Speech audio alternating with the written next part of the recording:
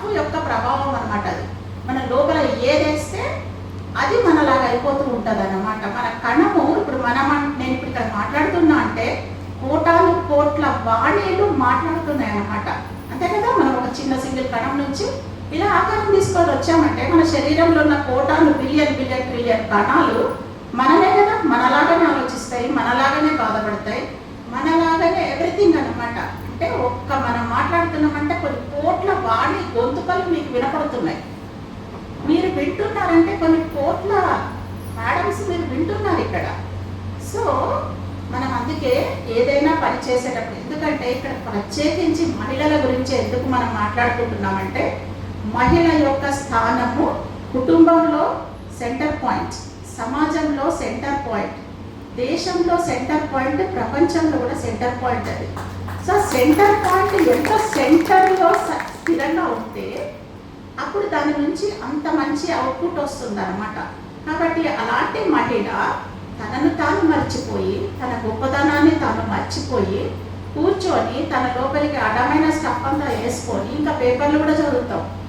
అవి గుంజుకపోయినాయి, దొంగతనాలు జరిగినాయి, ఎక్కడేమో అయిపోయినాయి, అవన్నీ కూడా చదువుతుంటాం. అంటే మనం ఏం ఇన్పుట్ ఇస్తున్నామో దాన్ని బట్టే మన యొక్క అవుట్పుట్ వస్తుంది అన్నమాట. సో మనం ఇంతటి ఇన్పుట్ లోపలేసి తర్వాత ఇంక ఇది కాక మళ్ళీ మన చుట్టాల పక్కల యొక్క వ్యవహారాలు అవి వేరే, అదొక వేరే సెగ్మెంట్. వాళ్ళు అవి కూడా మన దాంట్లోనే ఎక్కడో ఏమో అయిపోయినాయి అన్నీ మనం వేసుకుంటాం. ఇన్ని వేసుకొని ధ్యానంలో కూర్చుంటే నాకు అస్సలు కుదరడం లేదండి, ఆలోచనలు బాధ పెడుతున్నాయి అంటే ఎందుకు బాధ పెట్టవు కదా, మన లోపల వేస్తున్నది ఏంటి దాన్ని బట్టి మనల్ని బాధ అనేది ఉంటుంది అన్నమాట. కుదరడం లేదు ధ్యానం చేస్తుంటే అంటే కుదరదు, డెఫినెట్లీ కుదరదు. కాబట్టి ముందు ఒక 41 రోజుల పాటు టీవీ పర్వేసి చూడండి. ఓకే, 41 రోజుల పాటు పేపర్లో ఏం చదవకండి, జస్ట్ హెడ్డింగ్స్ చదవండి, వదిలేయండి.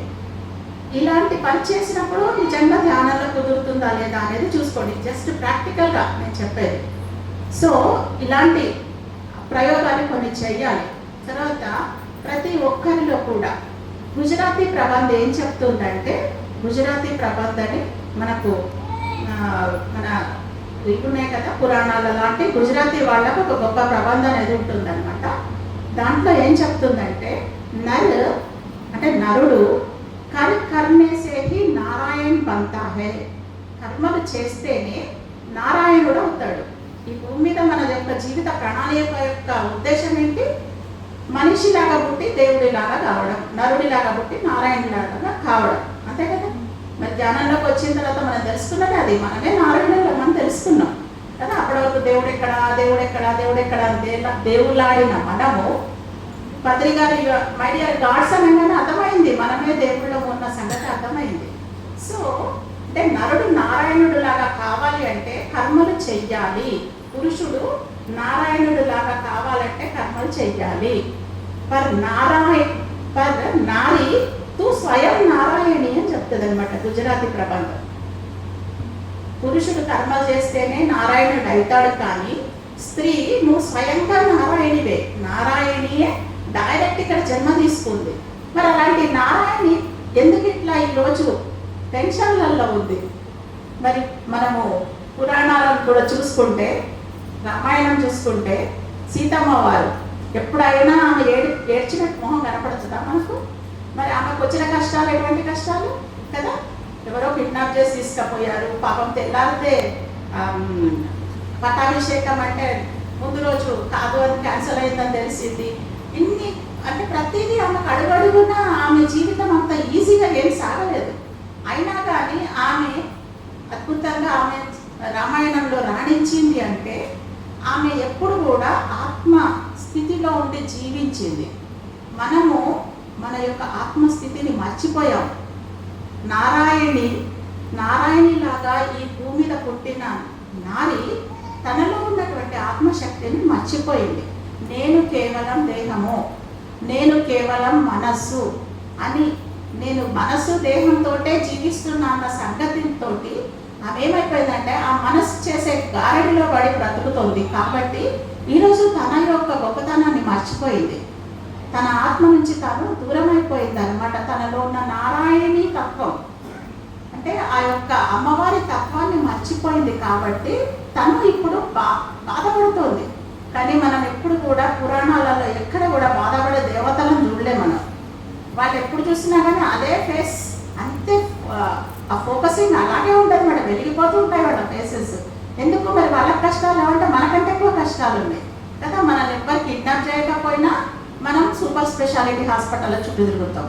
మనల్ని ఎవ్వరు నానా రకాలుగా బాధలు పెట్టకపోయినా మనకి ఎక్కడ లేని జబ్బులు వస్తుంటాయి. మరి రామాయణంలో ఎక్కడైనా మనము సీతమ్మ ఫలానా డాక్టర్ దగ్గరికి పోయిందనో లేకపోతే ఫలానా హాస్పిటల్లో చెకప్లు చేయించుకున్నదనో అని చదివినాం. రామాయణం మొత్తం ఇంత పెద్ద గ్రంథం, ఎక్కడ కూడా హాస్పిటల్ ప్రస్తావన ఉండదు. కానీ ఆమె ఎంత అద్భుతంగా జీవించిందంటే, ఇక్కడ ఎంతమంది అంటే మన సీతాయనం పుస్తకం చదివినారు? అందరు చదివారా? సీతాయనం చదవాలి కదా. సీతాయనం అనేది రామాయణం చదవకపోతే మన సీతాయనం చదవాలి తప్పకుండా. రామాయణం కూడా చదవాలి, సీతాయనం అనేది కంపల్సరీ చదవాలి. ఎందుకంటే డీనా మెరియం అని చెప్పి అమెరికా దేశానికి చెందిన రచయిత్రి, ఆమె రామాయణంలో తన యొక్క పాత్రను చూసుకుంది ధ్యానంలో.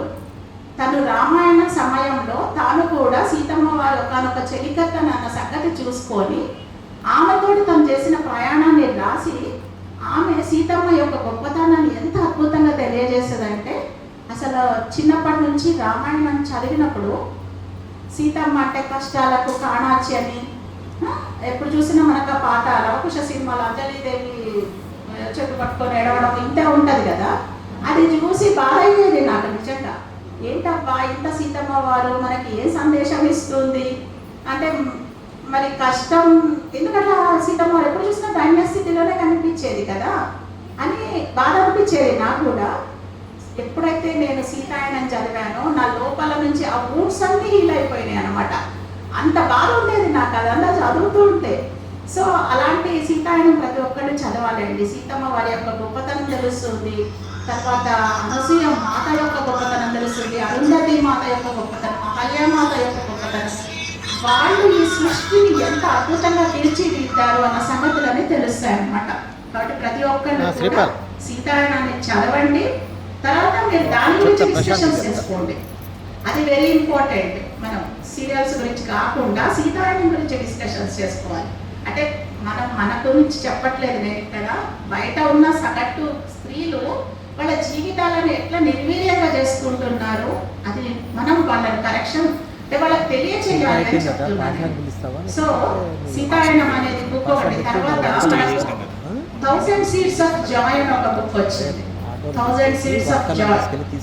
ఆ బుక్ లో ద్రౌపది గురించి ఎంత అద్భుతంగా రాశారంటే, అసలు ద్రౌపది మహాభారతంలో ఎలాంటి పాత్రను పోషించింది, ఆమె ఎలా పతివ్రత అని పిలిపించుకోగలిగింది అనే దాని గురించి చాలా చక్కగా చెప్తారనమాట. సో ద్రౌపది గురించి కూడా దాంట్లో చదవాలి, యశోధర గురించి చదవాలి. మరి ఆనాడు గౌతమ బుద్ధుడు ఒక యుగ పరివర్తనకే ఆయన ఒక గొప్ప యుగాన్ని పరివర్తన చేశాడంటే, మరి యశోధర యొక్క ప్రభావం ఎంత గౌతమ బుద్ధుడి మీద. భర్త వెళ్ళిపోయిన తర్వాత సాధారణంగా ఎలా ఉంటుంది, నా జీవితం ఇట్లా అయిపోయిందో అని ఏడ్చుకుంటూ కూర్చుంటారు సగటు స్త్రీలు. అలా కాకుండా యశోధర ఇల్లు వదిలి పెళ్ళి బయటికి వెళ్ళి గౌతమ బుద్ధుడు ఎంతటి సత్యాన్వేషణ చేశాడో, ఎంత ఎన్లైటన్ అయ్యాడో అంతటి సత్యాన్వేషణ ఆమె ఇంట్లో కూర్చొని చేసింది. అంతటి ఎన్లైటన్మెంట్ ఆమె ఇంట్లో కూర్చొని పొందింది అనమాట. అందుకే బుద్ధాస్ వైఫ్ అనే అద్భుతమైన పుస్తకం రాయబడింది, అది చదవాలి మనం. ఓకే, తర్వాత డీనా మెరియం గారు ఇంకొక పుస్తకం ఇచ్చారు, అది రుక్మిణి అనమాట. Rukmini and the turning of the time అని రుక్మిణి మాత యొక్క జీవితం గురించి ఎంత చక్కగా తెలియజేస్తారంటే, పుస్తకం చదువుతుంటే కర్మ సిద్ధాంతం అనేది మన జీవితంలో అడుగడుగున ఎలా పనిచేస్తుందో తెలుస్తూ ఉంటుంది మనకు. మన పక్క వాళ్ళతోటి మనం ఎలా ఉండాలి, మన కుటుంబ సభ్యులతోటి ఎలా ఉండాలి, ఈ విషయాలు వాళ్ళకు మనకు ఎలాంటి లింకులు ఉంటాయి, ఇవన్నీ మనకు రుక్మిణి మాత యొక్క పుస్తకం చదివితే తెలుస్తుంది అనమాట. సో ఇలాంటి పుస్తకాలన్నీ ఉన్నాయి కనుక వాటిని మనం బాగా ప్రచారంలోకి తీసుకురావాలి, తెలియజేయాలి స్త్రీలందరికీ కూడా మన గొప్పతనం ఇది, మన లెగసీ ఇది అని తెలియచేయాలి. అయితే ఇంతసేపు నేను మేడం మరి ఛానల్లోకి వచ్చిన తర్వాత అందరం ఆత్మస్వరూపులను తెలుసుకుంటాం కదా, మరి మళ్ళీ ఇక్కడ అంతర్జాతీయ మహిళా సంవత్సరం ఏంటి, మళ్ళీ మహిళల గురించి సపరేట్గా చెప్పడం ఏంటి అని డౌట్ వస్తాయి మనకి. ఇక్కడ మహిళ అంటే ఒక శక్తి మాత్రమే, అదొక రూపం కాదు. మహిళ స్త్రీ తత్వం అన్నది ఒక శక్తి, అది ఒక రూపం కాదు. ఇప్పుడు స్త్రీ తత్వము అంటే ఏంటంటే ప్రేమ, కరుణ, దయ, సానుభూతి, కలుపుకుంటూ పోవడము, తర్వాత సహనంతో ఉండడము, ఇవన్నీ స్త్రీ తత్వం యొక్క లక్షణాలు. ఇది స్త్రీలలో ఉన్న పురుషులలో ఎవరి దగ్గరైనా ఉండొచ్చు ఈ లక్షణాలు. తర్వాత పురుషతత్వం అంటే ఏంటంటే ఇవన్నీ డివైన్ స్త్రీతత్వము, డివైన్ పురుషతత్వాల గురించి చెప్తున్నా నేను. డివైన్ స్త్రీతత్వం అంటే ప్రేమ, కరుణ, సహనం, కలుపుకుంటూ పోవడము, తర్వాత ఇవన్నీ ఇంకా మనం చెప్పుకుంటే మన అమ్మని చూసుకుంటే తెలుస్తుంది ఎన్ని స్త్రీ లక్షణాలు ఉంటాయనేది. సో అవన్నీ డివైన్ స్త్రీతత్వాలు. డివైన్ స్త్రీతత్వం కానిది ఏంటి అంటే ప్రతిదానికి గొడవ పడడం, ప్రతిదానికి ఏడవడం, ప్రతిదానికి తన మీద తను జాలిపడడం, ఇవన్నీ అధమ స్థాయిలో ఉండే స్త్రీతత్వాలు. మనం చెప్పుకునే ఏమన్నా ఉత్తమ స్థాయిలో ఉండే స్త్రీతత్వాలు అన్నమాట. పురుషులలో ఉండే తత్వం ఏంటంటే పురుష తత్వం అనేది ఏంటంటే అధికారాన్ని చెలాయించడం, పక్క వాళ్ళను అణగదొక్కడానికి ప్రయత్నించడం, తర్వాత విడదీసి పెంచడానికి ట్రై చేయడం, ఇవన్నీ పురుషుని యొక్క లక్షణాలు అనమాట. ధైర్యంగా ఉండడం, స్థైర్యంగా ఉండడం అన్నది పురుషతత్వం యొక్క లక్షణాలు. ఈ లక్షణాలు స్త్రీలలో ఉండొచ్చు, పురుషులలో ఉండొచ్చు. కొంతమంది ఇళ్లలో మనం చూస్తాము ఫాదర్స్ మదర్స్ లాగానే అనిపిస్తారు కదా. వాళ్ళలో ఎంత ప్రేమ ఉంటుందంటే అసలు వాళ్ళు పిల్లలను ప్రేమగా, చాలా ప్రేమగా చూసుకుంటూ ఉంటారు, చాలా కలుపుగోలుగా ఉంటుంటారు, చాలా సహనంతో ఉంటారు. మదర్కు ఉంటుంది కానీ ఫాదర్కు ఉంటుంది ఎంతో సహనం. అంటే వాళ్ళల్లో ఆ ఫాదర్లో స్త్రీతత్వం ఎక్కువ ఉందన్నమాట. పురుషతత్వం కంటే స్త్రీతత్వం ఒక పాలు ఎక్కువ ఉంది కాబట్టి మదర్ ఇచ్చే ప్రేమను ఫాదర్ ఇస్తున్నారు అక్కడ. పిల్లలు కూడా వాళ్ళకి ఏదైనా సమస్య వస్తే వాళ్ళ అమ్మకు చెప్పుకునే కంటే వాళ్ళ నాన్నకి ఎక్కువ దగ్గరికి పోయి చెప్పుకుంటారు వాళ్ళు. అంటే తండ్రి ఆ యొక్క ప్రొటెక్షన్ ఇవ్వగలుగుతున్నాడు అనమాట. ఇప్పుడు మనం పురుషతత్వం అని చెప్తున్నాం కదా, అహంకారంతో ఉండడము, అధికారాన్ని చెలాయించడము, ఇవన్నీ దివ్య పురుషతత్వాలు అన్నమాట.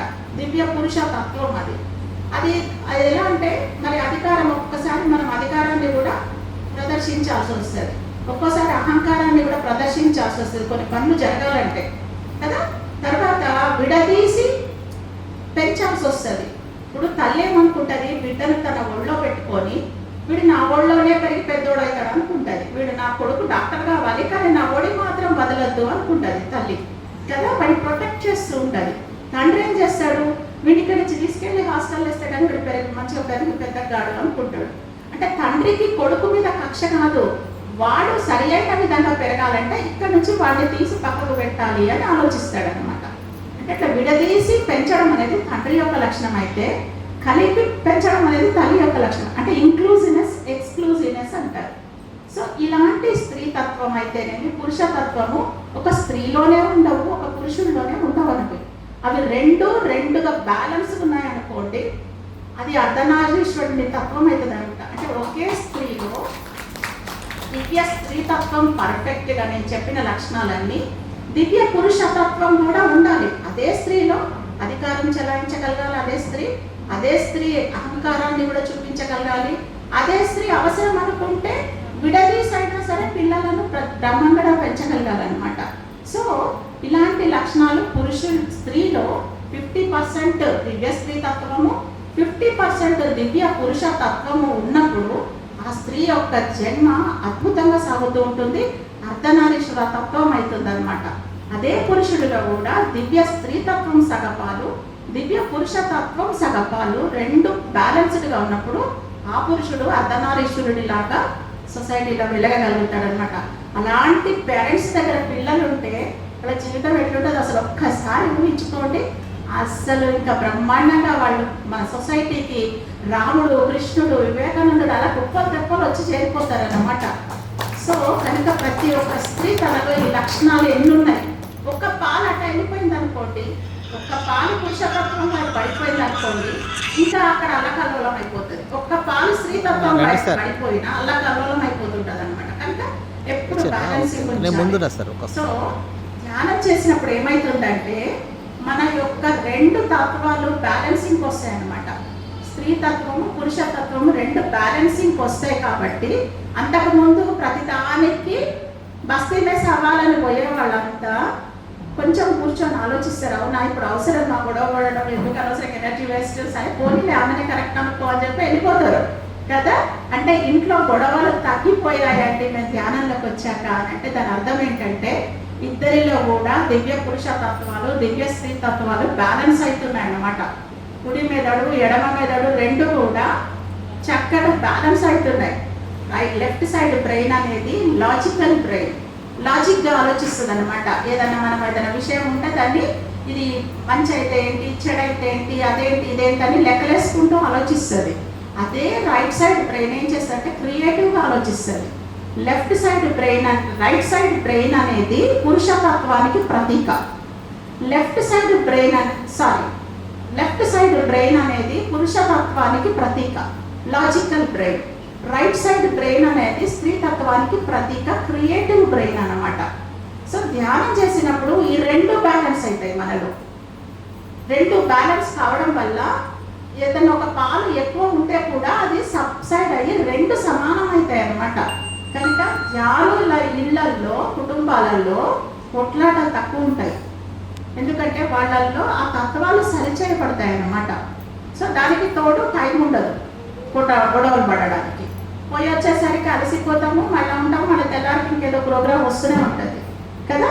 సో మనం ఏం చేస్తున్నాము, మన యొక్క అస్తిత్వం ఏంటి, మన యొక్క బాధ్యత ఏంటి, మన యొక్క హక్కులు ఏంటి, ఇవన్నీ మనం తెలుసుకొని చక్కగా జీవించినప్పుడు ఇది అంతర్జాతీయ మహిళా సంవత్సరం అని మహిళా దినోత్సవం అంటున్నాము.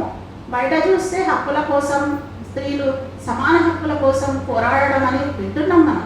కానీ ఇక్కడ స్త్రీ సమాన హక్కు కోసం పోరాడాల్సిన అవసరమే లేదు. ఎందుకంటే స్త్రీ స్త్రీయే, పురుషుడు పురుషుడే. చామంతి పువ్వే, గులాబీ పువ్వే. చామంతి పువ్వు నాకు గులాబీ పువ్వుతో పోటీ పడాలంటే అవుతుందా?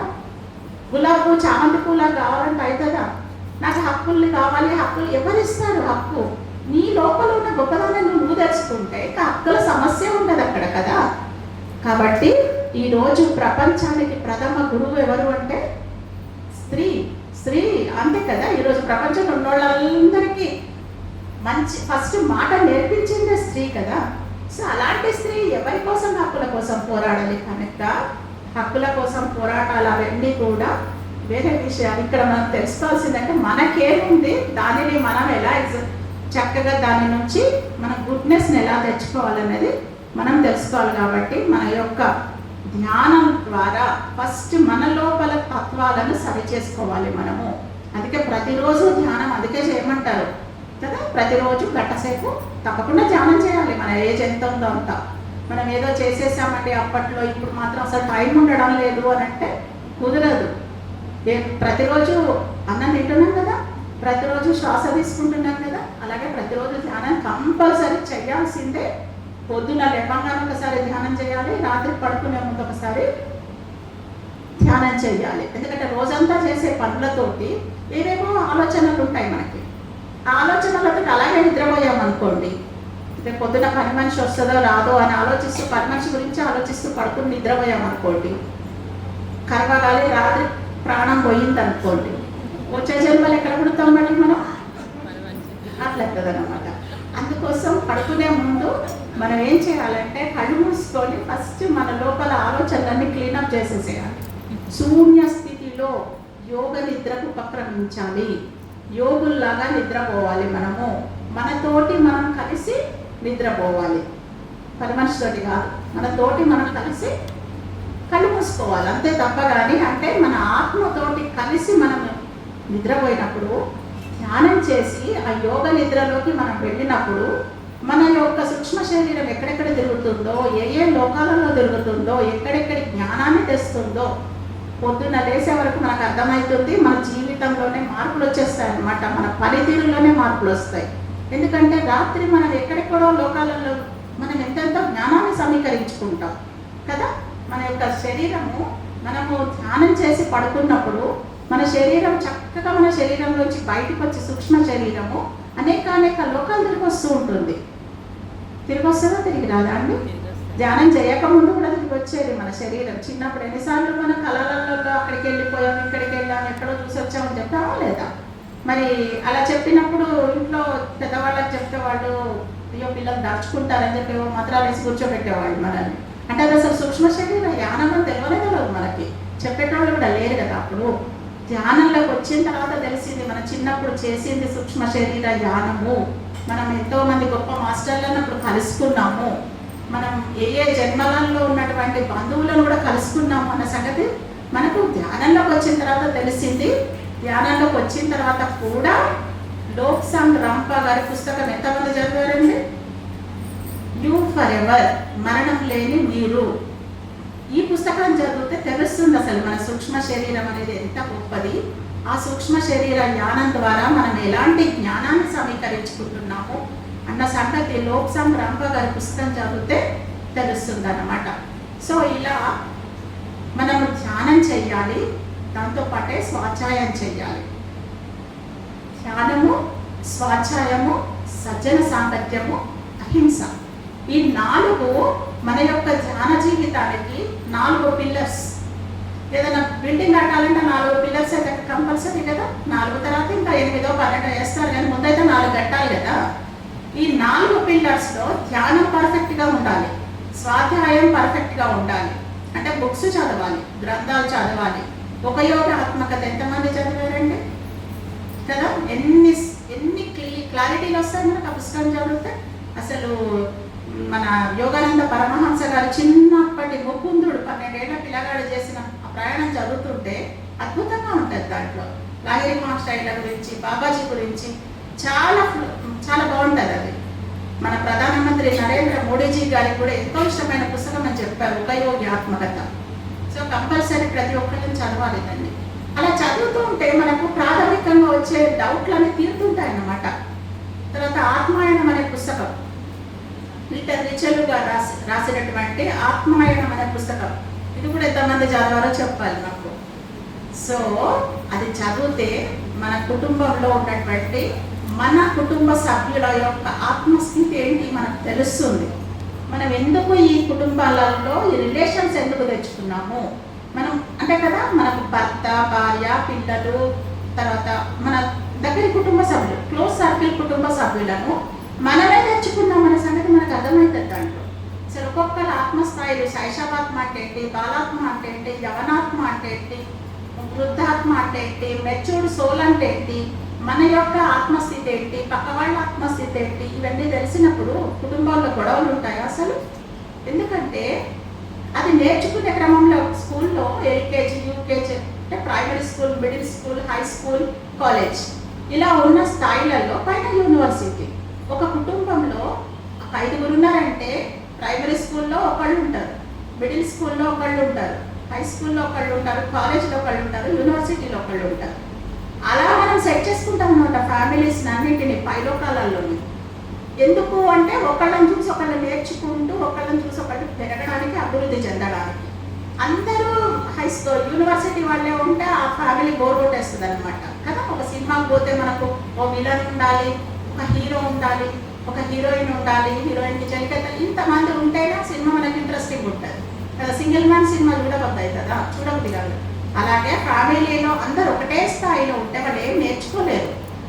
అందరూ డిఫరెంట్ స్థాయిలలో ఉంటే వాళ్ళు ఒకళ్ళని చూసి ఒకళ్ళు నేర్చుకుంటారనమాట. అందుకోసం మనం పైలోకాలలోనే ఒప్పందాలు చేసుకొని అలా తెచ్చుకుంటాం. ఈ సంగతి మనకు ఆత్మాయణం అనే పుస్తకం చదివినప్పుడు అర్థమైతే, వాళ్ళ స్థాయి ఎంతో తెలిసినప్పుడు ఎల్కేజీ పిల్లవాడు ఇలాగానే ప్రవర్తిస్తాడు, యూనివర్సిటీలో చదివేవాడు యూనివర్సిటీలోనే ప్రవర్తిస్తాడు. ఎల్కేజీ పిల్లవాడు ఒక తల్లి పొజిషన్లో ఉంటుంది, యూనివర్సిటీ వాడు కూతురు పొజిషన్లో ఉంటుంది. కూతురుది యూనివర్సిటీ పొజిషన్ అంటే హైయెస్ట్ మెచ్యూర్డ్ సోల్. తల్లి ఎల్కేజీ, అలాంటప్పుడు కూతురు తల్లితో గొడవడొచ్చా? అత్తగారేమో మిడిల్ స్కూల్, కోడలేమో యూనివర్సిటీ, అప్పుడు అత్తగారితో గొడవడొచ్చా? ఆ సంగతి తెలుస్తుంది అనమాట మనకు ఆత్మాయణం అనే పుస్తకం చదివినప్పుడు. వాళ్ళు మన నుంచి నేర్చుకోవడానికి మన దగ్గరికి వచ్చారు. నేర్పాల్సింది పోయి వాళ్ళతో గొడవలు పడడం అనేది తప్పు అన్న సంగతి మనకు తెలుస్తుంది. అంటే ఆధ్యాత్మికత అన్నది ఏదో కళ్ళు మూసుకొని కూర్చుంటే ఎక్కడో ఏదో జరిగిపోవడం కాదు. ఫస్ట్ మనం ఇక్కడున్న జీవితంలో ఎలా జీవిస్తున్నాము, ఏ మనల్ని చూసి పక్క వాళ్ళు ఏం నేర్చుకోవాలనేది తెలుసుకోవడం ఫస్ట్ ఆధ్యాత్మికత యొక్క మౌలిక లక్ష్యం. మనం నిన్నటి కంటే ఈరోజు బాగుండాలి, ఈరోజు కంటే రేపు బాగుండాలి. మనల్ని చూసి పక్క వాళ్ళు నేర్చుకోవాలి. అందుకే పత్రి గారు ఎప్పుడు చెప్తారు, మనం ఒక మాస్టర్ ఎక్కడికైనా వెళ్తే తను మాట్లాడని అవసరం లేదు, వాళ్ళ లైఫ్ మాట్లాడాలి అని చెప్తారనమాట. They life should talk, not they should talk అని చెప్తారనమాట. అంటే మన జీవితం అనేది అంతటి అద్భుతంగా ఉండాలి, అంత ఆదర్శంగా ఉండాలి, అంత పర్ఫెక్ట్గా ఉండాలన్నమాట. మనం ఏం మాట్లాడుతున్నాము, మనం ఎలా మన ప్రవర్తన ఉంది, ఇవన్నీ మన మీద మనకు తెలిసి ఉండాలన్నమాట. ఇదంతా మనము ఆధ్యాత్మికతలో మనం చేసుకోవాల్సిన ఎక్సర్సైజెస్ ఇవి. ధ్యానంలోకి వచ్చామంటే ఆషామాషి కాదు.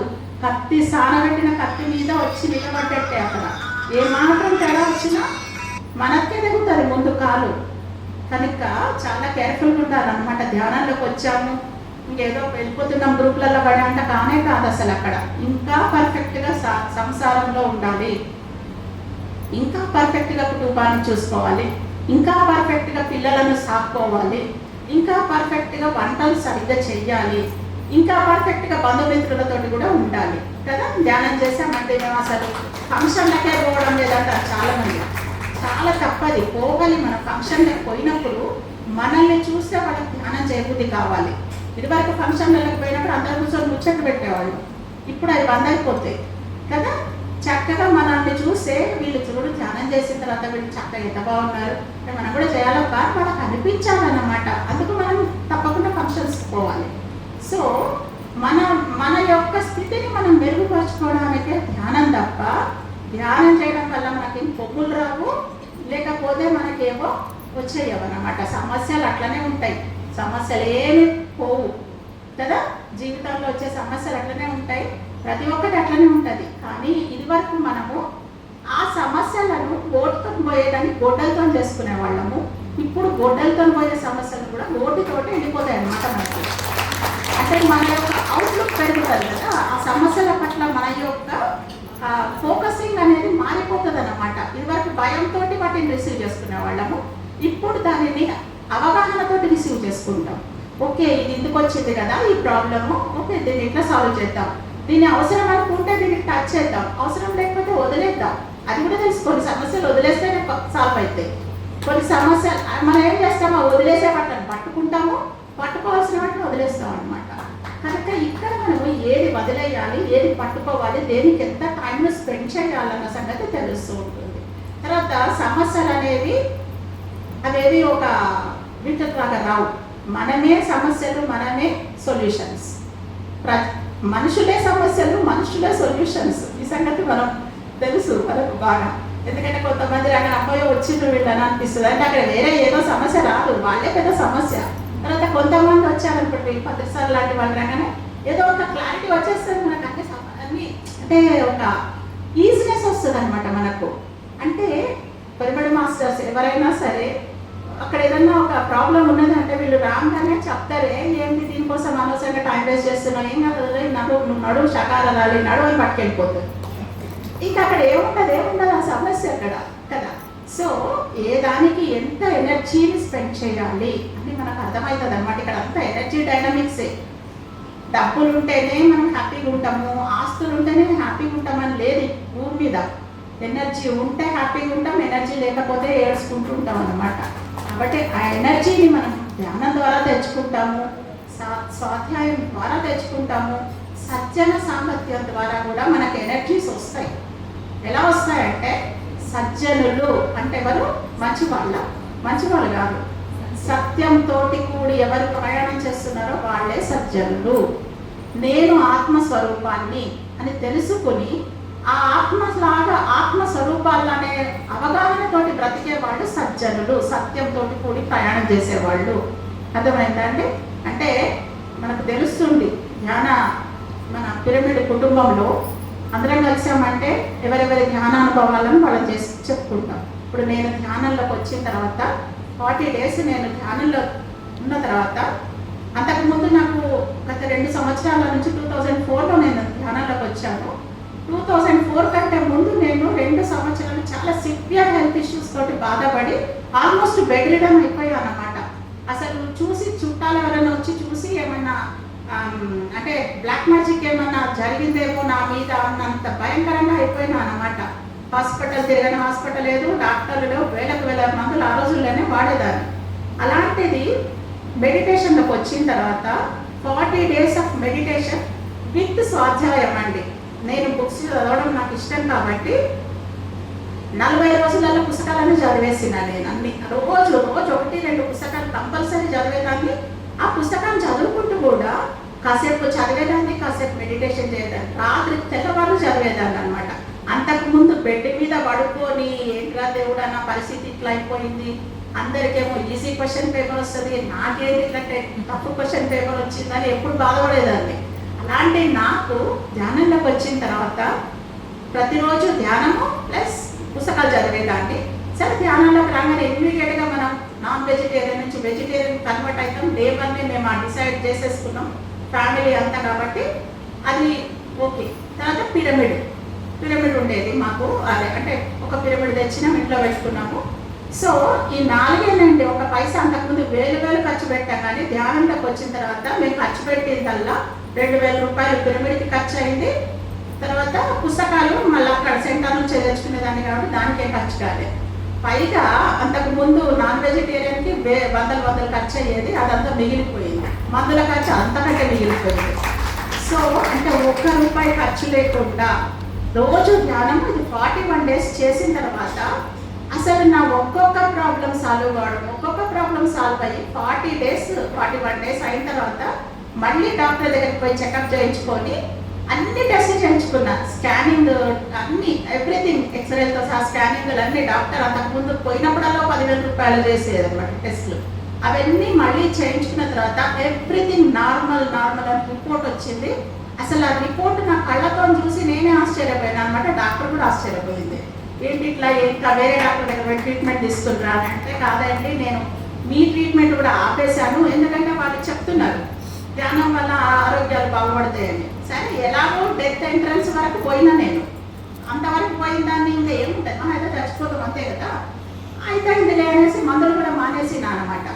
సో మందులు మానేసి వెజిటేరియన్ ఫుడ్ తినుకుంటూ పుస్తకాలు చదువుకుంటూ ప్రతిరోజు మాత్రం ధ్యానం అక్కడ సత్సంగం జరిగేది, అక్కడికి వెళ్ళేవాళ్ళము. లేచి కష్టపడుకుంటూ వెళ్ళేదాన్ని అనమాట. అంటే లేచి నాకు ధ్యాన సెంటర్కి వెళ్ళేంత ఇది కూడా ఉండకపోయేది, మా వారు ఇట్లా చేపట్టుకొని తీసుకెళ్ళేవాళ్ళనమాట. అలాంటిది 40 రోజులు అయ్యేసరికి ఇంకా నేనే ఇంకా ఈ ప్రపంచంలో అందరికంటే స్ట్రాంగెస్ట్ లేడీ లాగా అయిపోయాను. అంటే జ్ఞానంలో ఉండే శక్తి 1 రూపాయి ఖర్చు కాలేదు, మరి ఖర్చు అయినాయని బంద్ అయిపోయినాయి అనమాట. సో ఇలాంటి అనుభవాలను మనం వింటుంటే పక్కన మనకి ఎంత శక్తి వస్తుంది కదా మనకు కూడా. సో ఆ తర్వాత ఎన్నో లైఫ్ యూట్ అనేది తిరిగిపోయిందండి. అంతకుముందు ప్రతిదానికి టెన్షన్ పడేదాన్ని, భయపడేదాన్ని. అది చాలా గమ్మత్తు ఉండేది లైఫ్. అంటే ఎందుకు నేను చెప్పాను కదా, నాకెందుకు వస్తుంది టఫ్ క్వశ్చన్ పేపర్, అందరికి చాలా ఈజీ పేపర్ వచ్చింది కదా అనుకునేదాన్ని. అలాంటిది నాకు ఈజీ పేపర్ వచ్చింది, కానీ నేను ఐడెంటిఫై చేసుకోవట్లేదు అన్న సంగతి తెలిసింది. తర్వాత ఇంకంతే కంప్లీట్. అసలు ఇప్పటికీ నాకు తలుచుకుంటే పాత జీవితం అనేది పాత జన్మనేమో అనిపిస్తుంది అన్నమాట. అంతటి గొప్ప టర్నింగ్ లైఫ్లో. సో ఎందుకు అంటే ఎస్, నేను ఒక ఆత్మస్వరూపురాలని, నేను ఇక్కడకు ఒక పని మీద వచ్చాను. ఇంతకంటే ముందు నేను గత అనేక జన్మలు నక్షత్ర లోకాలలో గడిపొచ్చాను. మరి అక్కడ నాలెడ్జ్ని నేను ఇక్కడ తెచ్చుకొని నా లైఫ్ను నేను పర్ఫెక్ట్ చేసుకోవాలి.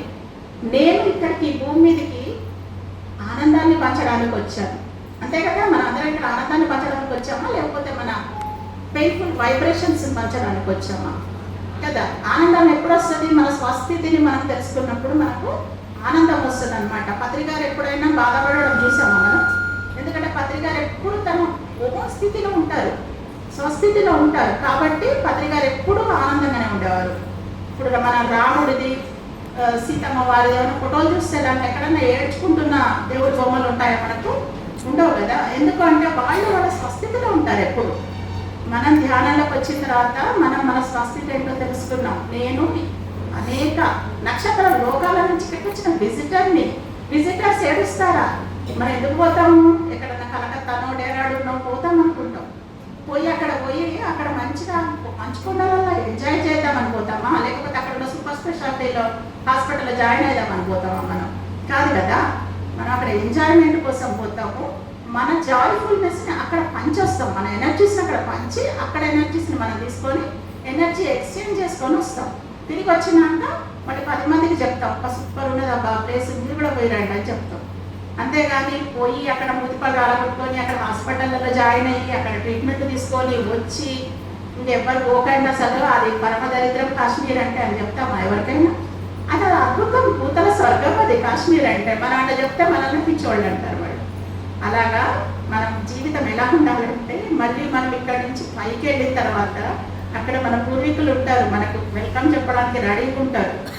ఏం చేసి వచ్చావు అని అడిగినప్పుడు ఇక్కడ పోయి హాస్పిటల్లో జాయిన్ అయ్యి వచ్చాను, ట్రీట్మెంట్ తీసుకొని వచ్చాను అని చెప్తే నవ్వుతారు పట్టుకొని వాళ్ళు. ఇక్కడ నువ్వేం చేసావు? అద్భుతంగా నేను శాకాహార ర్యాలీ చేశాను, అద్భుతంగా కొన్ని వేల మంది స్త్రీల జీవితాలకు నేను ధ్యాన ప్రచారం చేశాను, నేను ఎన్నో పుస్తకాలు రాశాను, ధ్యాన జగత్తు మ్యాగజైన్ తయారు చేశాను. ఇవన్నీ చెప్తే వాళ్ళు ఏం చేస్తారు? శబాష్ అంటారు అనమాట. ఇంకొక పెద్ద టాస్క్ ఇస్తారు తర్వాత మనకి కదా, ఇంకో మంచి గొప్ప టాస్క్ ఇస్తారు. సో అలా మనము ఎక్కడికి వెళ్ళినా, ఏ ఊరు వెళ్ళినా, మనం ఎంతో డబ్బు ఖర్చు పెట్టుకొని ఏదైనా ఊరికి వెళ్తే అక్కడ ఎంజాయ్ చేయడానికి ఎట్లాగైతే వెళ్తామో, ఎక్కడో నక్షత్ర లోకాల నుంచి ఈ భూలోకంలోకి మనము ఎంజాయ్ చేయడానికే వచ్చాం. విజిటర్స్ ఎప్పుడు ఎంజాయ్ చేస్తారు కదా. So we are the visitors to this earth planet. Osho పుస్తకం మీద రాసి ఉంటుంది, Osho visited this earth planet from so and so date అంటది. అది మనం రాసుకోగలగాలి, నేను ఈ డేట్ నుంచి ఈ డేట్కి ఈ భూమిని విజిట్ చేశాను అన్నంత అద్భుతంగా ఉండాలి మన జీవితాలు. సో వచ్చామంటే ఇక్కడ మన యొక్క ముద్ర కొట్టాలి మనం కదా. మనం వచ్చేద్దామంటే ఇక్కడ మనం వచ్చేది గుర్తు ఉండాలి కదా, లేకపోతే ఆయారం గయారం వచ్చామో పోయాం అలా కాదనమాట. మనం ఇక్కడ ఇంప్రెషన్ కొట్టే వెళ్ళాలి, ఇక్కడ మనం చేయాల్సిన పని చేసే వెళ్ళాలి. సో అదృష్టవశాత్తు చిట్ట చివరి జన్మ అయిన ఈ జన్మలో మనకు అద్భుతమైన గురువు దొరికారు మనకు కదా. ఒకసారి గుర్తు చేసుకున్నాం, ఒక్కసారి పత్రికాన్ని మనము తలుచుకుందాం, అసలు ఒకసారి ఊహించుకుందాం, అసలు సార్ కలవకపోతే ఎట్లుంటుండే మన లైఫ్ అని, ఎట్లుంటుండే ఇంకో 100 జన్మలు జీవించాల్సి వచ్చేది. మనం 100 జన్మలు కట్ ఆఫ్ చేసేసాం, ఇక ఫైనల్ చేసేసుకున్నాం అనమాట. చేసుకొని ఇక మన జీవితాన్ని ఎంత అద్భుతంగా జీవిస్తామో అన్నది మనం తెలుసుకోగలగాలి. అండ్ మనకు ఇచ్చిన టైం తక్కువ ఉంటుంది కదా, టైం తక్కువ, మన జీవితానికి ఉండే టైం చాలా తక్కువ.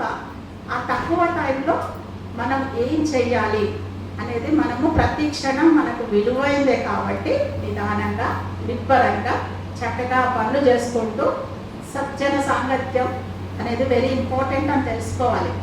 ఏదో మంచోళ్ళతో కలిసి పడి తిరుగుతుంటే అంత మంచిగా జరుగుతుందని కాదు, మంచి కాదు, సత్యంతో కలిసి జీవించే వాళ్ళే. ఇప్పుడు మనం అందరం కూర్చుంటాము, మన జ్ఞానానుభవాలను ఒకళ్ళతో ఒకళ్ళు పంచుకున్నప్పుడు మనకు ఒక్కొక్కళ్ళకు అది అవునా నిజం ఇంత బాగా జరిగిందా అని తెలుస్తుంటుంది. ఎందుకంటే అది సత్యంతో మనం చేసాం ప్రయోగం అక్కడ. అదే బయటికి పోయేవారికైనా చెప్తే వీళ్ళకి పిచ్చి వేసింది, అంత మంచి దవాఖానాలు ఉంటే ఈవేంద్ర కళ్ళు మూసుకొని కూర్చొని తగ్గిందంటది అని అంటారు కదా. అంటే వాళ్ళకి అర్థం కాదు, వాళ్ళ లెవెల్ అది, వాళ్ళ సంస్కారాలు అవి, వాళ్ళ తెలివితేటలు అవి, వాళ్ళ బుద్ధి అది.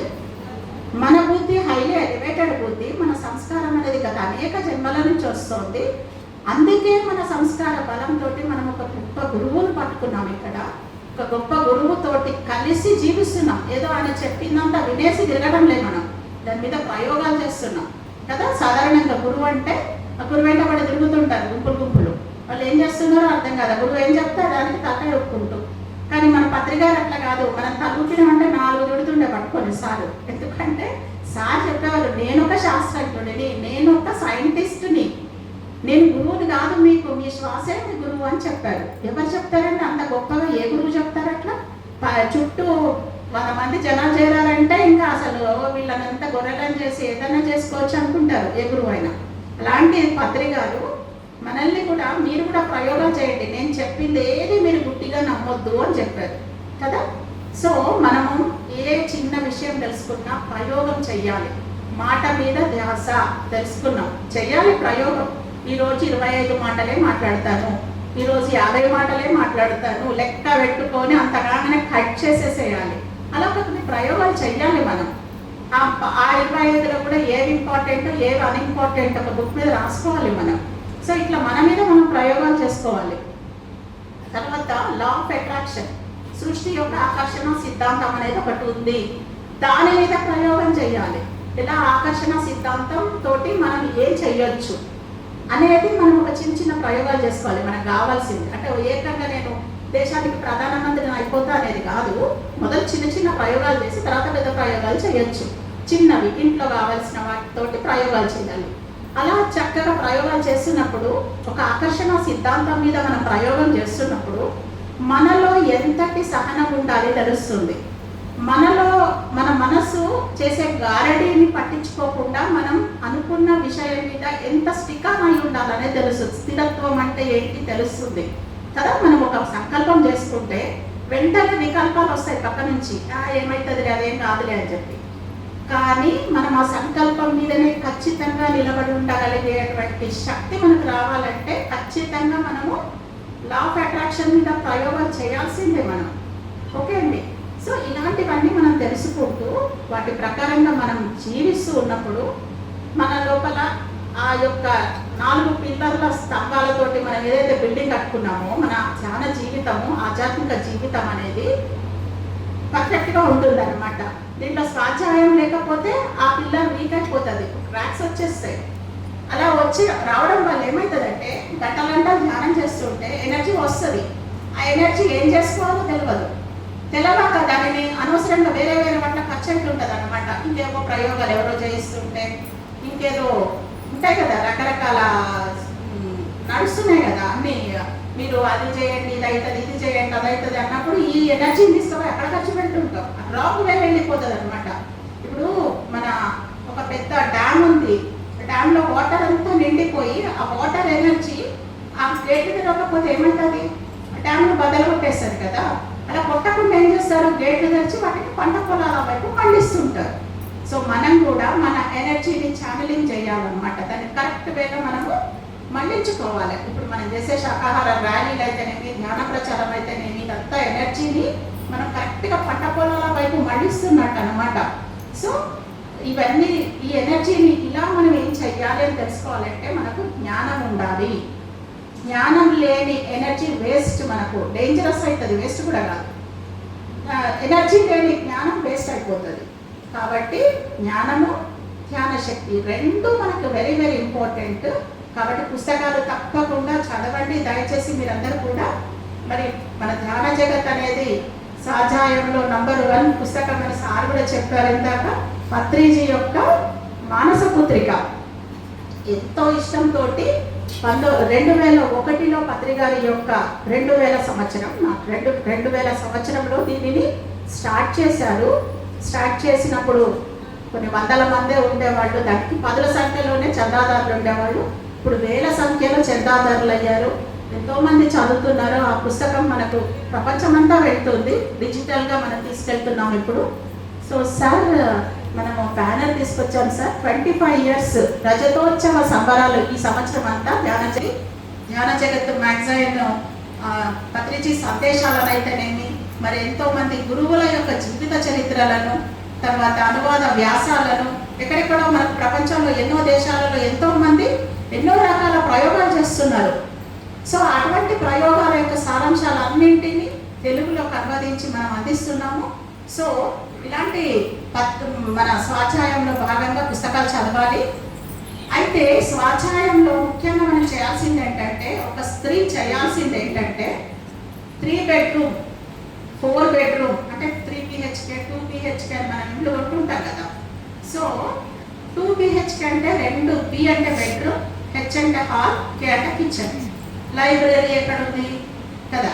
కిచెన్ అయితే మన ఫుడ్ను, మన శరీరాన్ని పోషిస్తుంది. ఓకే, మరి మన ఆత్మను పోషించేటువంటి ఫెసిలిటీ ఎక్కడ ఇస్తున్నాం మనం ఇంట్లో. కనుక ప్రతి ఒక్కరి ఇంట్లో 2 BHKL 4 BHKL అని చెప్పి లైబ్రరీ ఉండాలి కంపల్సరీ. చిన్నలో పెద్దలో కంపల్సరీ లైబ్రరీ లేని ఇల్లు ఇల్లే కాదు. సరస్వతీదేవి లేని ఇల్లు ఆ ఇంట్లో పిల్లలు ఎలా చదువుకొని బాగుపడతారంటే, కాబట్టి సరస్వతీదేవి నిలయం కంపల్సరీ ఆ ఇంట్లో ఉంటేనే లక్ష్మీదేవి వస్తుంది, ఇంకో దేవి కూడా వస్తుంది అనమాట. కాబట్టి లైబ్రరీ పెట్టి ఆ లైబ్రరీలో పుస్తకాలను పెట్టాలి దాంట్లో. సో పిల్లలు అటు ఇటు వెళ్తూ వస్తూ ఉంటారు కదా, చూస్తూ ఉంటారు, ఆ పుస్తకాలే వాళ్ళని అట్రాక్ట్ చేసి చదివిస్తాయి అన్నమాట. కాబట్టి లైబ్రరీలో అన్ని పుస్తకాలు పెట్టాలి. ఒక అబ్దుల్ కలాం జీవిత చరిత్ర పెట్టాలి, ఒక వివేకానందుడి జీవిత చరిత్ర పెట్టాలి, ఉపయోగ ఆత్మకథ పెట్టాలి. మరి ఎన్నో పుస్తకాలు ఉన్నాయి కదా, ఇవన్నీ బుక్స్ ఆ లైబ్రరీలో పెడితే ఆ పిల్లలు చదవడానికి అవకాశం ఉంటుంది. మనం ఎలాగో ధ్యానం చేస్తాము, రోజు ఒక గంట ధ్యానం చేపిస్తాం కాబట్టి ధ్యానము చేస్తారు, స్వాధ్యాయం చేస్తారు. మరి వాళ్ళ ఫ్యూచర్ లైఫ్ ఎన్ని ఛాలెంజెస్ తోటి నిండి ఉంటుందో మనకు తెలియదు. కనుక వాళ్ళని మన ఒడిలో ఉన్నప్పుడే, తల్లి తన ఒడిలో ఉన్నప్పుడే పిల్లవాడిని పర్ఫెక్ట్గా తయారు చేయాలి. అడ్డాల నాడు బిడ్డ కానీ గండాల నాడు బిడ్డ కాదు అన్న సంగతి మనకు తెలుసు. వాడు మన ఒళ్ళో ఉన్నప్పుడే వింటాడు తప్ప బయటికి వెళ్ళినట్టు మన మాట వినడం తెలుసు. కనుక ఉన్నప్పుడే వాటికి అన్ని నేర్పించేయాలన్నమాట. ధ్యానం చేయి, ప్రతిరోజు కూర్చో, కళ్ళు మూసుకోవు, ధ్యానం చేస్తావో ఏం చేస్తావో కుదురుగా కూర్చోబెట్టగలగాలి ఒక తల్లి. తల్లి చెప్పిన మాటని వినకపోతే వాడు ఎవరి మాట వింటాడు ఇంకా కదా. తల్లిదండ్రులు వాడిని కరెక్ట్గా చేయకపోతే ప్రపంచం అంతా కరెక్ట్ చేయాల్సి వస్తుంది బిడ్డను. కనుక మన దగ్గర ఉన్నప్పుడే మనము ఆ బిడ్డను రేపటి సొసైటీకి ఒక ఉపకరణం లాగా తయారు చేయాలి. సో చేసినప్పుడు తల్లి గర్వంగా చెప్పుకోగలుగుతుంది, నేను నా పిల్లలను ఈ సొసైటీకి ఉపయోగపడే విధంగా నేను తయారు చేసుకున్నాను అని చెప్పుకోగలగాల తల్లి. అప్పుడే ఆ తల్లి యొక్క జీవితానికి ఒక పరమార్థం ఉంటుంది అన్నమాట. సో ఇక్కడ ఉన్నటువంటి మన పిరమిడ్ మహిళలందరూ కూడా వాళ్ళ పిల్లలకు చక్కగా ధ్యానం అదంతా చేపిస్తున్నారని నేను అనుకుంటున్నాను. ప్రతిరోజు మెడిటేషన్ అవన్నీ పెట్టేయండి, ఇంట్లో పెట్టేసి ఖచ్చితంగా ఆ టైంలో అందరు కూర్చోవాలి. అంతే, మాతో పాటు కూర్చోండి. మమ్మీ మేము ఎందుకు చేస్తాం ధ్యానము, ఇదంతా పెద్దవాళ్ళు. ఎందుకంటే నేను ఈ సమస్యలను ఎదుర్కొన్నా. మా పిల్లలకు చిన్నప్పుడు వాళ్ళు అప్పుడు ఇంజనీరింగ్ చదువుతుండేవాళ్ళు. నాకు ఇంత చక్కగా మంచిగా ఆరోగ్యం బాగుపడింది, నాకు ఇంత జ్ఞానం వస్తుంది, ఇలాంటి ధ్యానాన్ని నా పిల్లలకు ఎందుకు నేర్పకూడదు అని చెప్పి వాళ్ళని మీరందరూ ధ్యానం చేద్దాం రండి క్లాసులకు వెళ్దామంటే సేమిరా రామని చెప్పారు. ముగ్గురు ఒకటే, పుట్టప్పుడు ముగ్గురు కొట్లాడుకునే వాళ్ళు. ఈ విషయం రాగానే ముగ్గురు ఒకటి అయ్యేవాళ్ళు అనమాట. అవి ఈ ధ్యానాలు అనేవి పెద్ద పెద్ద మాతాజీలు చేసేవి, ఎవరో ముసలోళ్ళు చేసేవి, మాతో చేపిస్తావా, మమ్మల్ని ఏం చేద్దాం అనుకుంటున్నావు అని చెప్పి నాతోటి ఉల్టా గొడవపడేవాళ్ళు. ఇప్పుడు మేము రేపు ఎగ్జామ్ ఉంది చదువుకోవాలంటే మమ్మల్ని గంటసేపు ధ్యానం చేయమంటావా, పుస్తకం చదవమంటావా, అది ఇది. నేను మాత్రం వదిలిపెట్టలేదు వాళ్ళను. ఎందుకంటే చిన్నప్పుడు పిల్లలు స్కూల్కి వెళ్ళడానికి కూడా మారం చేస్తారు, ఏడుస్తారు. సర్లే ఏడుస్తుందంటే పాప బిడ్డను వదిలిపెడతావా, మనం 2 తగిలిచ్చి పంపించి స్కూల్లో జాయిన్ చేస్తాం కదా. రోజు పంపిస్తాం, రోజు ఏడుస్తామో రోజు పంపిస్తాం. మనం ఏదో పుచ్చగిస్తామో సమాధానం లేదా దొడ్డో పెద్దడు పంపిస్తాం మనం. కనుకనే వాళ్ళు పెద్దగా వాళ్ళొక ప్రయోజకులు అవుతారు కదా. మరి మామూలుగా కడుపు నింపుకునే చదువుకే నేను చిన్నప్పుడు వదిలిపెట్టలేదు. చిన్నప్పుడు ఏడ్చారు మా పిల్లలు కూడా. రోజు ఏదో పుచ్చగిస్తున్నా ఏదో చేసి పంపించేదాన్ని. అలాంటి చదువుకే, టెంపరీ చదువుకే నేను వదిలిపెట్టలేదు. ఇప్పుడు ఇంత గొప్ప ఆత్మవిద్యను నేను ఎందుకు వదిలిపెడతాను అనుకొని ప్రతిరోజు వాళ్ళతో గొడవ పడి తీసుకెళ్ళేదాన్ని. పర్వాలేదు, ఏం పర్వాలేదు, నా మీద మీకు నెగటివ్ భావన వచ్చినా పర్వాలేదు కానీ మీకు మంచి అయితే చాలు అని చెప్పి తీసుకెళ్ళేదాన్ని. అలా వచ్చి వాళ్ళు ఈరోజు ఎంత అద్భుతంగా అంటే వాళ్ళు పెద్దమ్మాయి రెండో అమ్మాయి ఇద్దరు కూడా ఆస్ట్రేలియాలో సెటిల్ అయిపోయారు. అక్కడ వాళ్ళు తను పెద్దమ్మాయి యూనివర్సిటీలో జాబ్ చేస్తుంది, యూనివర్సిటీలో మెడిటేషన్ ప్రోగ్రామ్స్ చేస్తుంది. చిన్న అమ్మాయి వాళ్ళు కూడా వాళ్ళు అక్కడనే అన్ని గ్రూప్ మెడిటేషన్ ప్రోగ్రామ్స్ అన్ని కండక్ట్ చేస్తారు. తర్వాత మా పెద్దమ్మాయి ఫస్ట్ సింగపూర్ వెళ్ళింది ఇన్ఫోసిస్లో జాబ్ చేస్తూ. వెళ్ళేటప్పుడు పత్రిక గారు చెప్పారు, నేను 3 months తర్వాత నేను వస్తాను, నువ్వు అక్కడ క్లాసులు పెట్టాలి అని చెప్పారు. అంటే ఫస్ట్ తను జాబ్ వచ్చినప్పుడు సార్ టైం ఉందా మాట్లాడచ్చు, ఫస్ట్ తనకు ఇన్ఫోసిస్లో జాబ్ రాగానే సార్ దగ్గరికి స్వీట్ డబ్బా తీసుకొని వెళ్ళగానే సారు మామూలుగా సార్ ఏం చేస్తారు, మనల్ని జస్ట్ ఓకే అని చెప్తారు, ఊరుకుంటారు కదా. స్వీట్ తీసుకొని తినుకుంటూ మా అమ్మాయిని ఆర్ యూ హ్యాపీ అని అడిగారు. అసలు అట్లా అడగని సారు నువ్వు హ్యాపీగా ఉంటే ఆయనకేంటి, లేకపోతే ఆయనకేంటి కదా. బట్ సార్ అడిగారు ఆర్ యూ హ్యాపీ అని అడిగారు. అడిగితే మా అమ్మాయి ఐఎమ్ నాట్ హ్యాపీ సార్ అని చెప్పింది. జాబ్ రాగానే పోయి ఐఎమ్ నాట్ హ్యాపీ అని చెప్పింది. ఎందుకు అన్నారు అంటే నేను ఫారెన్కి వెళ్ళాలన్నది నా గోల్, ఇప్పుడు నాకు వచ్చింది ఇక్కడ జాబ్ కదా సార్, ఆ గోల్ తీరే వరకు ఐ వోంట్ బి హ్యాపీ అన్నారు. అంటే అప్పుడు సార్ ఒకటే చెప్పారు, ఓకే నీ గోల్ పెద్దదైనప్పుడు నీకు పైలోకాలలో ఉండే మాస్టర్స్ యొక్క హెల్ప్ కావాలి, ఇక్కడ హెల్ప్ సరిపోదు, నీకు ఇక్కడ హెల్ప్ వరకు నువ్వు ఇంతవరకు వచ్చావు, ఇంతకంటే గోల్ని పెద్దగా నువ్వు రీచ్ కావాలంటే నీకు ఎనర్జీ మాస్టర్స్ యొక్క హెల్ప్ కావాలి అంటే first make your self eligible for that అని చెప్పారు. అంటే ఆ లోకాల మాస్టర్స్ నీకు హెల్ప్ చేయాలంటే ఫస్ట్ నువ్వు ఎలిజిబిలిటీ తెచ్చుకోవాలని చెప్పారు అనమాట. అస్సలు ఎంత అద్భుతంగా అంటే ఇంకా అప్పుడు మా అమ్మాయి కూర్చొని ఎలిజిబిలిటీ ఉంది కదా సార్, నాకు బీటెక్ కంప్లీట్ చేశాను కదా, ఇది కాదు నీ ఎలిజిబిలిటీ, నీ ఎలిజిబిలిటీ వాళ్ళ దృష్టిలో ఏ ఎలిజిబిలిటీనో ఆ ఎలిజిబిలిటీ తెచ్చుకో, నీ వల్ల వాళ్ళకి ఏదైనా ఉపయోగం ఉంటే కదా నీకు హెల్ప్ చేస్తారు వాళ్ళు, ఆ ఉపయోగపడే విధంగా నువ్వు తయారు చేసుకోపో అని చెప్పారు సార్. అంతే వెళ్ళి అక్కడ కాలేజెస్లో హాస్టల్స్లో అన్నిట్లలో స్టూడెంట్స్కి మెడిటేషన్ చెప్పడం మొదలుపెట్టింది. అలా ప్రతిరోజు మార్నింగ్ 5 నుంచి 7 వరకు పోయి హాస్టల్స్లో మెడిటేషన్ చెప్పేది, ఈవినింగ్ మళ్ళీ వెళ్ళి కాలేజీలలో మెడిటేషన్ చేస్తూ అంటే మధ్యలో ఆఫీస్కి పోయిస్తుంది. 41 days వెళ్ళిందండి, సింగపూర్ ప్రాజెక్ట్ వచ్చేసింది నాకు. అసలు ఇక అదైతే నిజంగా వండర్ఫుల్ అన్నమాట. కొత్తగా జాయిన్ అయిన వాళ్ళకి ఎవరైనా ప్రాజెక్ట్ ఇస్తారా, అంతకంటే సీనియర్స్ ఎంతో మంది ఉంటారు కదా. రాగానే వెంటనే మళ్ళీ సార్ దగ్గరికి వెళ్ళింది అనమాట. వెళ్ళగానే సార్ ఉండి నేను వస్తాను అక్కడ క్లాసులు పెట్టాను చెప్పారు. అనగానే సరే వెళ్ళింది. వెళ్ళిన తర్వాత కొత్త దేశం కొత్త ప్రదేశము, అక్కడ ఏమేమి పర్మిషన్లు తీసుకోవాలో తెలియదు పత్రికా క్లాసులకు. ఫస్ట్ అసలు వీళ్ళ ప్రొఫెషన్లోనే వాళ్ళకి ఎన్నో కన్ఫ్యూజన్స్ ఉంటాయి. ట్రైనింగ్ పీరియడ్ అంతా అయ్యేంత వరకు అయిపోయినాక పత్రికారికి ఒకసారి ఫోన్ చేయగానే నేను వస్తున్న ఫలానా డేట్ అని చెప్పేశారనమాట సార్. చెప్పగానే తనకి టెన్షన్ అయిపోయి గుళ్ళో కూర్చొని అంటే పత్రికారి యొక్క పనితీరు ఎలా ఉంటుంది అనేది నేను చెప్తున్నాను. ఒక గుళ్ళో వెళ్ళి మన ఫ్రెండ్స్ అందరు వెళ్ళి సాటర్డే రోజు గుడికి వెళ్ళేటంట. వెళ్ళి అక్కడ కూర్చొని ధ్యానం చేసుకుంటూ కూర్చుందంట. కూర్చొని ఏంటి సార్ ఇట్లా పరీక్షలు పెడతారు, ఈ దేశం అసలు అక్కడ లాంగ్వేజ్ కూడా మనకు రాదు, చైనీస్ అండ్ తమిళ లాంగ్వేజ్ ఉంటుంది అనమాట. అసలు కొత్త ప్రదేశంలో నేను ఎట్లా చేయాలి, నాకు తుది తెలియదు, మొదలు తెలియదు, మీరు డేట్లు ఇచ్చేస్తున్నారు, నేను ఏం చేయాలి సార్ అని చెప్పి మీరే చూపించండి ఏదో ఒక దారి అని చెప్పి కళ్ళు మూసుకొని కూర్చొని మెడిటేషన్లో కూర్చుందంట. ఇంత కాసేపటికి అక్కడ నైవేద్యం అయిపోయి గంట కొడుతుంటే సరే కళ్ళు తెచ్చిపోయి లైన్లో నిలబడి తింటూ అదే మన దేవుడి దగ్గర నిలబడి ఉన్నప్పుడు ఎదురుగా లైన్లో ఒక లేడీ నిలబడి ఉందంట. నిలబడి ఉంటే ఏమ్మా నువ్వు అదేంటి వీళ్ళు పిల్లలు ఫ్రెండ్స్ అందరు తెలుగులో మాట్లాడుకుంటుంటే ఆమె ఉంటే ఏంటి మీరు అంతా తెలుగా ఇండియా నుంచి వచ్చారా ఆంధ్రానా మీరు అని అడిగిందంట. అడిగితే అవునండి అని చెప్పిన తర్వాత ఏంటి ధ్యానం చేసుకుంటున్నావు, ఎంత ముచ్చటగా చక్కగా మీ పిల్లలు తల్లిదండ్రులు వదిలిపెట్టి వచ్చి ఇక్కడ ఉండి ఇంత మంచిగా గుడికి వస్తున్నారు, ఇంత చక్కగా ధ్యానాలు చేసుకుంటున్నారు అనగానే మా అమ్మాయి చెప్పిందంట, ఈ మెడిటేషన్ చాలా మంచిగా అయిందండి, అక్కడ మా గురువు గారు ఉంటారు, మా గురువు గారితో కలిసి మేము ఇట్లా చేసుకున్నాం. అది ఇంతలో వాళ్ళ హస్బెండ్ వచ్చిందంట, ఆ లేడీ హస్బెండ్. రాగానే ఆ హస్బెండ్కు వీళ్ళని పరిచయం చేసిందంట. చూడండి ఈ అమ్మాయిలు ఎంత బాగా ధ్యానాలు కూడా చేసుకుంటున్నారు అనగానే ఆయనను పరిచయం చేసింది ఏంటంటే ఆయన సింగపూర్ తెలుగు అసోసియేషన్ ప్రెసిడెంట్ అదనమాట. అప్పుడు ఆయన నేను సింగపూర్ తెలుగు అసోసియేషన్ ప్రెసిడెంట్ అమ్మ మా వారు అని చెప్పి పరిచయం చేయగానే మా పాపది చందన తన పేరు షాక్ అయిపోయిందంట.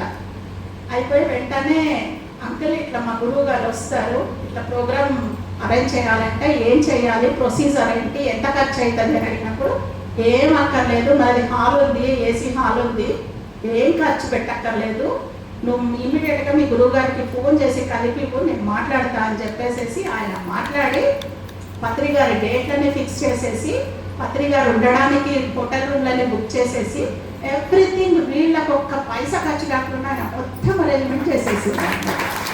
అంటే నేను చెప్పేది ఏంటంటే పత్రికారు మనకు ఒక పని అప్పగిస్తే దానికి కావలసిన బ్యాక్గ్రౌండ్ వర్క్ అంతా చేసేస్తారు, చేసి మనకు పని అప్పగిస్తారనమాట.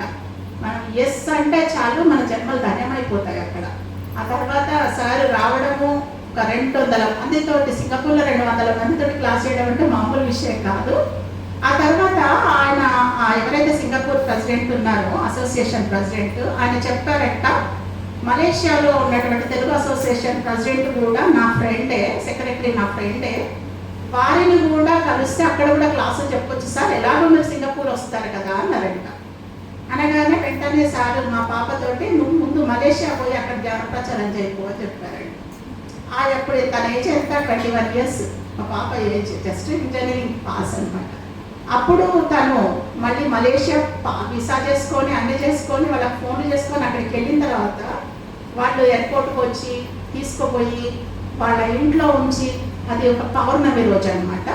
సో వాళ్ళు అప్పటికి సత్యసాయిబాబా డివోటీస్ వాళ్ళందరూ మనకు తెలిసిన మాస్టర్స్ సార్ సుబ్రహ్మణ్యం గారు, మొన్ననే బాడీ వేకేట్ చేసిన సార్ మణ్యం సార్, తర్వాత లక్ష్మణ్ సార్ వాళ్ళు అనమాట. వాళ్ళు తనను ఎయిర్పోర్ట్ నుంచి తీసుకుపోయి వాళ్ళ ఇంట్లో ఉంచుకొని చక్కగా 2 రోజులు అక్కడ ధ్యాన క్లాసులు మొదలుపెట్టాక వాళ్ళకి అక్కడ ఫస్ట్ నేర్పించింది మా అమ్మాయి అనమాట.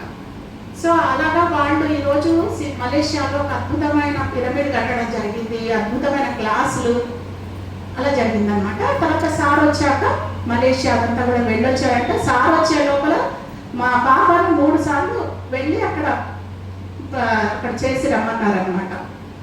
ప్రతి వీకెండ్కి మలేషియా వెళ్ళడం, అక్కడ క్లాస్ అటెండ్ కావడం, మళ్ళీ రావడం అట్లా చేసింది. తర్వాత సార్ అద్భుతంగా సింగపూర్ మలేషియాలలో చాలా బాగా జరిగినాయి అప్పుడు క్లాసెస్. ఆ తర్వాత అక్కడి నుంచి వాళ్ళు ఆస్ట్రేలియాకి వెళ్ళిపోవడం జరిగింది. ఇప్పుడు ఆస్ట్రేలియాలో వాళ్ళు ప్రోగ్రామ్స్ చేస్తూ ఉంటారు. సో అంటే ఈరోజు నాకు అందుకే నేను ఒక తల్లిలాగా గర్వంగా చెప్పుకోగలుగుతాను. ఎందుకంటే వాళ్ళు చదువుకున్నారు, అందరు ఇంజనీరింగ్లో డిస్టింక్షన్లలో పాస్ అయ్యారు, యూనివర్సిటీలలో ర్యాంకులు తెచ్చుకున్నారు. కానీ ఈ యొక్క జ్ఞానంలోకి రావడం వల్ల వాళ్ళు పర్ఫెక్ట్ సిటిజన్స్ లాగా తయారు చేసుకోవడం ద్వారా వాళ్ళు యూనివర్సిటీలో కూడా ర్యాంకర్స్ అయ్యారు కదా. అంతే కదా, ఇప్పుడు ఆ పిల్లలు అక్కడ ఉన్నారంటే ఆ సొసైటీకి వాళ్ళకి యూస్ఫుల్ ఇన్స్ట్రుమెంట్స్ లాగానే ఉన్నారు. కనుక ప్రతి తల్లి కూడా తన పిల్లలను డాక్టర్లు, ఇంజనీర్లు చేయాలి. ఎందుకంటే ప్రపంచ జీవితంలో వాళ్ళ జీవితాలు వాళ్ళకు అద్భుతంగా నడవాలి. కానీ అట్ ద సేమ్ టైం వాళ్ళున్న సొసైటీకి వీళ్ళకు ఉపయోగపడే వాళ్ళలాగా తయారు చేయగలగాలి. మరి ఒక వివేకానందుడి తల్లి అలాగే చేసింది కదా. ఒక అభిమన్యుడి తల్లి సుభద్ర అభిమన్యుడిని ఎలా తయారు చేసింది, ఒక ఛత్రపతి శివాజీ తల్లి ఎలా చేసింది, ఒక కృష్ణుడి యశోదమ్మ ఎలా చేసింది, రాముడిని ఎలా చేసింది కౌశల్యమాత. అలా మనం చేయగలగాలి. అప్పుడే మనము మాతృమూర్తులు పంపించుకుంటాం అన్నమాట. అంతేగాని వీడిని మనం పెంచి పెద్ద చేశాము, వీడు మనల్ని మా ప్రమాణంగా చూసుకుంటాడు, అది కాదు మన కాన్సెప్ట్.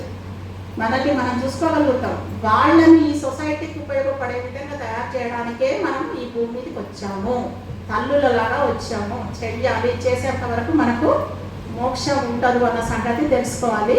సో ఇలా మనము ధ్యానం, స్వాధ్యాయం, సజ్జన సాంగత్యం, మరి అహింస, శాకాహారాలతోటి మన జీవితాలను పటిష్టం చేసుకుంటూ మన పిల్లలు మన దగ్గర ఉన్నప్పుడే వాళ్ళకు చక్కటి ధ్యాన సంస్కారాన్ని అందిస్తూ వాళ్ళు ఏం తినాలో వాళ్ళకు తెలియచేస్తూ కదా. శాకాహారం అనేది ఎంత ఉత్తమమైన ఆహారం అని వాళ్ళకు మనం చిన్నప్పుడే అలవాటు చేస్తే వాడు రేపు పెద్దగైన తర్వాత ఇంకొక జీవిని ఎందుకు చంపడానికి వాడు బయలుదేరుతాడు వాడు కదా. ఈ మమాత్మ సర్వభూతాత్మానం అన్న కాన్సెప్ట్ని వాళ్ళకు మనం చిన్నప్పుడే తెలియజేయాలి. అయమాత్మ బ్రహ్మ, నేనే బ్రహ్మను, నేను ఒక ఆత్మ పదార్థాన్ని అని వాడికి చిన్నప్పుడే తెలియజేయాలి మనం. ఈ 2 వేదాలలో ఉండే వాక్యాలు ఇవి. అయమాత్మ బ్రహ్మ, మమాత్మ సర్వభూతాత్మానం. అయమాత్మ బ్రహ్మ అంటే నేను ఆత్మను అన్న సంగతి సత్యము. మమాత్మ సర్వభూతాత్మానం, నాలాంటి దైవమే అన్నింటిలో కూడా నిండి ఉంది అని తెలుసుకోవడము ధర్మము. అలా తెలుసుకొని ప్రవర్తించడం ధర్మము. నాలాగే అందరిలో కూడా దైవం ఉందన్నవాడు ఎందుకు ఎదుటి దైవాన్ని బాధపడతాడు చెప్పండి కదా. కనుక ఒక బిడ్డ ఒక తల్లి తన బిడ్డను అంత అద్భుతంగా పెంచగలగాలి. అలాంటి పెంచగలిగే శక్తి ఆ తల్లికి ఉంది. క్రియేషన్ చేయగలిగిన తల్లికి మరి ఆపరేషన్ చేసే శక్తి ఉండదా? క్రియేషన్, ఆపరేషన్ 2 పక్కపక్కనే ఉంటాయి. ఒక బిడ్డ ఎంత సహనంతో తన కడుపులో మోసి ఎంత కష్టపడి కంటది. మరి అంతటి క్రియేషన్ చేయగలిగిన తల్లి అంటే దేవుడికి ప్రతిరూపమైనటువంటి పని చేయగలిగిన తల్లికి ఆపరేషన్ చేసే శక్తి కూడా ఉంటుంది. ఆ శక్తిని తెలుసుకోకపోవడం వల్లనే ఈరోజు సొసైటీలో చాలా అనర్థాలు జరిగేటువంటి పిల్లలు ఎన్ని అనర్థాలు చేస్తున్నారు, ఎన్ని రకాలైనటువంటి ఇది చేస్తున్నారు. పిల్లలు అలా అయ్యారు అంటే కారణం తల్లి సరిగ్గా పెంచకపోవడం వల్లనే పిల్లలు అలా అయ్యారు. లేదండి మా పిల్లలు చెడు సావాసాలు బట్టి అలా అయ్యారండి అంటారు కొంత. మా దగ్గర ఉన్నప్పుడు బాగానే ఉండేవాడు, చెడు సావాసాలు పెట్టాలి. నువ్వు చిన్నప్పుడే వాడికి పాలేంటి నీళ్ళేంటి తెలియజేసేటువంటి జ్ఞానం అందించకపోతే రేపు వాడు పెద్దగా చెడు సమస్యలకు వెళ్తాడు కదా. అంటే ఫస్ట్ మనం అందించడం లేదు కదా ఇక్కడ. పాలేంటి నీళ్ళేంటి అనే డిస్క్రిమినేషన్ మనం అందించినప్పుడు వాడు చిన్నప్పటి నుంచే వాడు సాహసం ఎలా చేస్తున్నాడో చూసినప్పుడు పెద్దగయ్యాక కూడా వాడు ఎలాంటి సాహసం చేయాలో తెలుస్తుంది వాడికి కదా. కనుక ప్రతి క్షణం పిల్లలను పెంచడం అనేది ఒక యజ్ఞం తల్లికి. ఆ దాంట్లో మనం చాలా అవేర్నెస్ తోటి ఉండాలి. వాళ్ళని జానుల్లాగా శాకాహారుల్లాగా వాళ్ళను సత్యంలో ధర్మంలో నిలదొక్కునేటట్టు ఉంచి వాళ్ళని చక్కగా పెంచగలిగిన రోజు ఆ తల్లి గర్వంగా చెప్పుకుంటుంది అన్నమాట. నా పిల్లలు యూనివర్సిటీలోనే కాదు ర్యాంకర్స్, యూనివర్స్లో కూడా నా పిల్లలు ర్యాంకర్స్ అని చెప్పుకుంటాను అన్నమాట. అలా తయారు చేయగలగాలి మనము. మరి ఇలాంటి విషయాలన్నీ మరి మనం అందరికీ చెప్పాలి. మహిళలందరికీ మనం ఇక్కడికి ఎవరితోటో హక్కుల కోసం పోరాడడానికి కాదు ఈ భూమి మీద పుట్టింది. మనలో యొక్క గొప్పతనాన్ని ఈ భూమికి ఒక ఉత్తమ పౌరులను అందించడానికి మనం స్త్రీలలాగా పుట్టామన్న సంగతి ప్రతి ఒక్క మహిళలో అవేర్నెస్ తేవాలి. దానినే మానవ సేవే మాధవ సేవ అంటారు. పత్రి గారు ఏం చెప్తారంటే మాధవ సేవే మానవ సేవ అంటారు. అంటే ప్రతి ఒక్కరిలో ఉన్నటువంటి మాధవుడిని మేల్కొల్పండి. అది మేల్కొల్పితే ఆ మాధవుడే చేసుకుంటాడు అన్ని పనులు. అంతే కదా, మనలో ఉన్న మాధవుడిని జస్ట్ ట్యాప్ చేస్తే మనం ఎన్ని చేస్తున్నాం ఇప్పుడు అందరూ చేయగలరు. కాబట్టి మనం చేయాల్సిన పనుల జ్ఞాన ప్రచారం, శాకాహార ప్రచారం, మరి పిరమిడ్ శక్తి ప్రతి ఒక్క ఇంట్లో కూడా అవకాశం ఉన్నంత వరకు చిన్నదో పెద్దదో పిరమిడ్ కట్టుకోవడం వల్ల ఆ ఇంటిని శక్తివంతంగా మార్చుకోవడం ఇది తప్పకుండా చేయాలి. మరి ప్రతి ఒక్క ఇంట్లో లైబ్రరీలు పెట్టుకోవాలి, అన్నీ చేయాలి. సో ఓకేనా సార్?